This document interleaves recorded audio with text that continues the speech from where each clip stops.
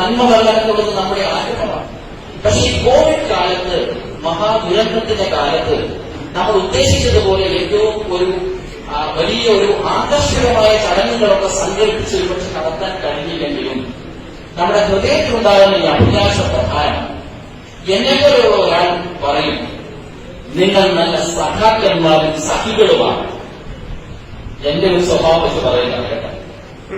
നല്ലൊരു സഖാവുക, നല്ലൊരു സഖിയാവുക. ഭാര്യയും ഭർത്താവും ആവുക എന്നത് എളുപ്പമാണ്. ഭാര്യ ഭരിക്കപ്പെടേണ്ടവരാണ്, ഭർത്താവ് അവളെ ഭരിക്കാൻ എളുപ്പമാണ്.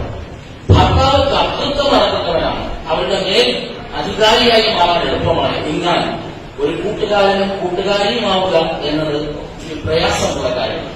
അതുകൊണ്ട് ഒരു നല്ല സഖാവാവുക, നല്ല സഖിയാവുക.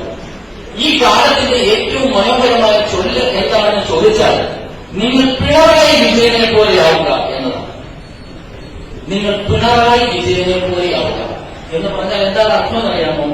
എത്രയെല്ലാം പ്രതിസന്ധികൾ വന്നാൽ തളരാതിരിക്കുക, പ്രാതികൂല്യങ്ങൾ വന്നാൽ തകർന്നു പോകാതിരിക്കുക. നിങ്ങൾ പിണറായി വിജയനാവുക. ഇതാണ് മലയാളത്തിന്റെ ഇന്നത്തെ ചൊല്ല്.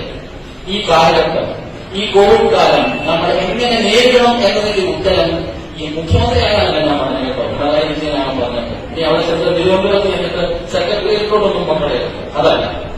സുസ്ഥിര മനസ്സിലാവുക, പ്രതിസന്ധികളെ നേരിടാൻ കഴിയുക. ഈ നിശ്ചയത്തിന്റെ ഏറ്റവും പ്രധാനമായി നിങ്ങൾക്ക് ഞാൻ ലഭിക്കുന്നത് പുരാണ സന്ദർഭത്തിലെ ഒരാശയം.